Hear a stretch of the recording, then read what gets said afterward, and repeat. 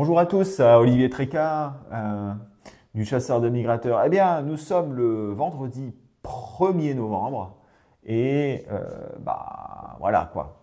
On a été très déçus par cette semaine, de mardi à vendredi. Vraiment pas grand-chose. Euh, Au nord comme au sud, ça a été très très calme. Alors pourquoi? Eh bien parce que la météo nous a pas réservé les mêmes conditions que ce qui était prévu.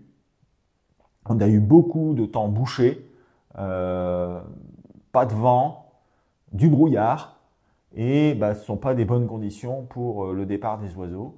Alors on espère que ça va se décaler et que ça va arriver dans les jours prochains. En tout cas, les conditions qui étaient très bonnes pour ce vendredi sont un peu moins bonnes et ça pourrait se décaler à la nuit de samedi à dimanche qui pourrait être relativement intéressante. Alors, si on revient un petit peu sur ce mois d'octobre, eh bien, de manière générale, ça a été un mois plutôt médiocre, comme beaucoup de mois d'octobre d'ailleurs depuis plusieurs années. Ça a quand même été moins mauvais sur le nord de la Loire, où il y a eu quand même une bonne semaine de migration, mais les oiseaux ne sont pas descendus jusque l'Aquitaine, ni jusqu'au sud-est. C'est vraiment incroyable. Donc, on me signale que sur l'Aquitaine, eh bien, c'est le pire mois d'octobre depuis bien des années. Alors, il y a eu un très bon mois d'août et un très bon mois de septembre. Octobre, relativement mauvais. On espère que les oiseaux vont partir en novembre et que ça va commencer ce week-end. Voilà. Alors, au niveau des palombes, il y a des millions de palombes qui sont passées entre mardi et vendredi, en particulier hier, sur le col du Rugne, je crois qu'il y a eu 1 million de palombes qui sont passées. C'est vraiment très très important. Là, ce matin, il y avait des vols en retour sur l'Aquitaine. Donc, beaucoup de palombes. Mais là aussi, c'est très très concentré sur une certaine partie de l'Aquitaine et sur d'autres, il n'y a absolument rien. Au niveau des grives, le mouvement s'est arrêté, il n'y a quasiment plus rien. Donc il va falloir attendre novembre pour que la suite des bovis arrive et quelques litornes, on l'espère. Au niveau des bécasses, par contre, là c'est arrivé, il y a eu des levées de bécasses de fait déjà le week-end dernier et je pense que avec le noiraud, les conditions qui sont relativement correctes pour le passage de bécasses, avec des hautes pressions qui montent là un petit peu sur la Scandinavie très très rapidement, ça devrait quand même déclencher et on pense qu'il devrait y avoir quand même une tombée de bécasses ce week-end. On l'espère en tout cas, sachant que les bécasses adorent voyager partant très noir. Et là, il va faire très noir. On est dans le noir au haut, il n'y a pas de vent, il y a un petit peu de brouillard, c'est bouché, il va faire très très noir. Voilà. Bon, écoutez, en tout cas, pour le savoir, il va falloir y aller. Et moi, je vais y aller cet après-midi. Voilà, on va bien voir ce qui se passe. N'oubliez pas de remplir MigTracker, très important. Très, très, très, très, très important pour avoir la dynamique de la population. Je remercie tous ceux qui ont envoyé des carnets, tous ceux qui ont envoyé des nuits. On a passé les 90 000 nuits. On avance très rapidement vers les 100 000 nuits dans la base de données, ce qui va pouvoir nous donner des facilités très importantes pour pouvoir faire des rapports et bien prouver que les populations de canards ne sont pas en danger, sont même en augmentation. Voilà, écoutez, je ne vais pas vous en dire beaucoup plus. On a parlé un petit peu du mois d'octobre, on a parlé du week-end qui va arriver, on a parlé des différents migrateurs. Je pense que c'est un petit peu tout. Une dernière chose, s'il y a quelque chose qui se passe ce week-end, eh bien, je pense qu'il faudra vraiment faire attention aux oies qui pourraient effectuer un premier trajet migratoire. Voilà. Allez, je vous souhaite un bon week-end. Abonnez-vous à la chaîne si ce n'est pas encore fait. La petite cloche et tout le Bataclan là, hein, je vous fais pas un dessin. Et puis, n'oubliez pas surtout MicTracker et Canarin pour vous tenir au courant quotidiennement de l'ensemble des observations et des prévisions. Voilà, allez, je laisse la parole à Thierry. Ciao, ciao, ciao, ciao tout le monde. Bonjour à tous pour nos nouvelles prévisions du 1er novembre. Alors traditionnellement, on se dit tous que la période de la Toussaint c'est la meilleure, passage de la Toussaint et autres. Mais les chiffres sont formels, cette période n'est pas plus propice que ça. Et on a une bonne période, mais pas aussi belle que ce que je dirais, la tradition populaire veut bien dire. Alors, bienvenue chez MicTracker, bienvenue aux chasseurs de migrateurs. La dèche qu'on a tout de suite, eh ben, elle est déjà arrivée de nombreuses fois dans toute l'histoire de la chasse à la hutte, à la tonne et au gabion. C'est bien arrivé malheureusement. Et puis, en plus, là, on a ce qu'on appelle la fausse bonne météo. C'est-à-dire qu'on est très excité, l'anticyclone est là, on a des petites brises d'est, on se dit ça y est, ça va passer, ça va passer. Et en fait, si on regarde bien la situation météo, elle n'est pas si belle que ça. On va le voir ensemble. Un facteur clé en Europe tout de suite, c'est que les températures sont très élevées. Juste pour vous dire, mercredi matin prochain, il va faire 8 degrés à Copenhague le matin. Donc 8 degrés, c'est une température, je ne vais pas dire d'été, mais en tout cas, ce n'est pas une température très hivernale, certainement. Et puis, il y a aussi un facteur qui joue peut-être, c'est qu'on a eu une année très très pluvieuse. Pluvieuse chez nous, mais elle a été très pluvieuse en Angleterre, très pluvieuse aussi en Europe du Nord.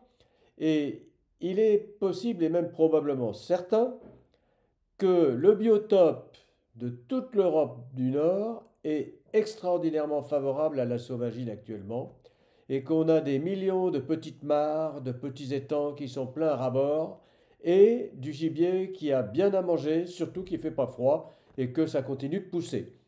Donc tout ça favorise peut-être pas la migration d'automne et quand le moment sera venu d'une petite disette, vous verrez que tout le monde va rappliquer chez nous, c'est normal. Bon, voyons ensemble ce qui va se passer maintenant. À voir les chiffres du nombre de pauses, on se demande où on va. On est à des niveaux exceptionnellement bas. C'est très très étonnant pour ceux qui y sont, mais c'est comme ça. Voilà, donc très très mauvaise situation pour le nombre de pauses. Le nombre de capots va avec le nombre de pauses, il est très haut, hein, on est très au-dessus des moyennes. C'est franchement un petit peu désespérant de voir cette situation. Il n'y a rien à faire, de toute façon, c'est décidément mauvais.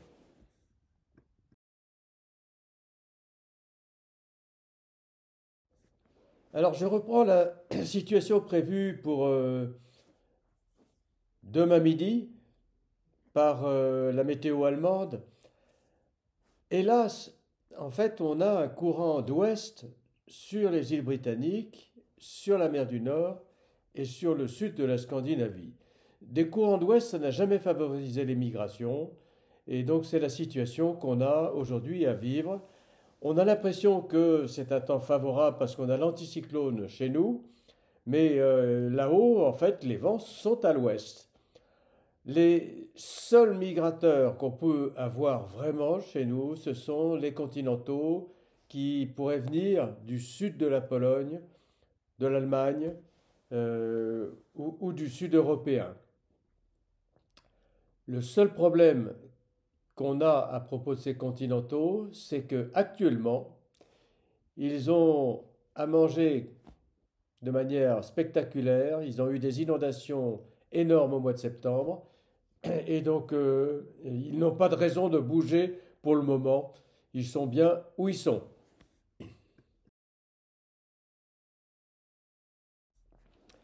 Pour en avoir le cœur net, je vous ai mis un historique d'une demi-douzaine de nuits qui ont été répertoriées dans la base MIG-Tracker qui sont très comparables à celles qu'on doit avoir ce soir, demain soir surtout. Alors, le 1er novembre 88, vous avez l'anticyclone qui est centré sur l'Angleterre, avec des vents nord-ouest sur la Scandinavie. C'est exactement la situation. 1,3 pause, ce sera tout. Le 1er novembre 2006, à peu près la même situation, 1,3 pause.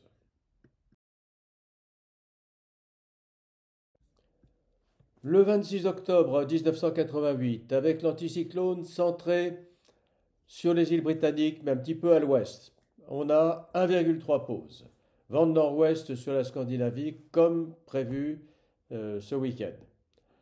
Le 26 octobre 1993, une pause avec un anticyclone exactement centré sur les îles britanniques, une pause de moyenne, ce qui est pas lourd quand même et pas cher payé pour la période. Alors j'ai quand même trouvé une nuit qui a eu de meilleurs résultats. Le 11 novembre 1999, on a 2 pauses et demie, mais là on a une branche d'anticyclone qui est donc sur les îles britanniques, mais qui vient déborder largement sur l'Ukraine et sur le sud de la Russie. Est-ce que cette situation est celle comparable? Pas tout à fait. Elle est meilleure que celle prévue pour le week-end. Voilà ce que je pouvais vous donner au niveau des historiques. C'est donc pas très fameux et donc je suis un tout petit peu pessimiste. Je vais maintenant vous donner mes prévisions pour la semaine. Alors pour ce soir vendredi, c'est peut-être la meilleure nuit des 5, peut-être. On a l'anticyclone qui pousse sur le nord des îles britanniques. Ça, c'est favorable. On risque d'avoir pas mal de brouillard sur la partie centrale de cet anticyclone. Ça, c'est aussi prévu. Et les vents sont au nord-ouest sur la Scandinavie. Alors, j'ai mis une note un peu plus élevée. J'y crois quand même. Mais il va falloir quand même se résoudre à de mauvais résultats si cet anticyclone ne pousse pas aussi fort et aussi loin qu'on voudrait vers l'est.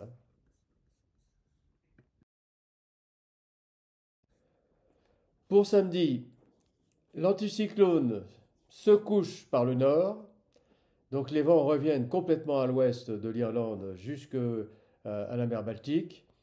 On a toujours ce courant continental de la Suisse à la Normandie et au sud-ouest. J'ai laissé une note à 1,8 parce que je pense qu'il peut en passer. Et puis, euh, donc c'est là quand même la meilleure période de l'année. Donc j'ai mis quand même cette note à 1,8. Pour dimanche, on a l'anticyclone de l'Écosse à la Grèce. Risque de brouillard assez important sur le nord de la France. Et vent de nord-ouest sur la Scandinavie. Dépression, semi-dépression sur le Danemark et sur la mer Baltique. Donc je laisse une note à 2,3 parce que je pense qu'il peut en passer quand même.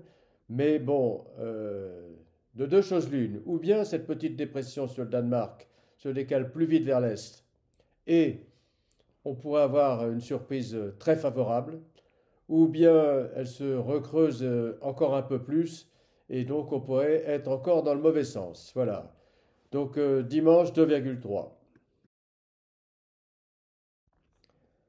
Pour lundi, on a la même situation que la veille, dimanche. Donc l'anticyclone est centré sur le sud-est européen. On a ce courant de sud-est qui est favorable à nos amis du sud. Sur le nord, on risque d'avoir des zones de brouillard. J'ai laissé une note à 1,9, moyenne nationale, mais favoriser les régions du sud.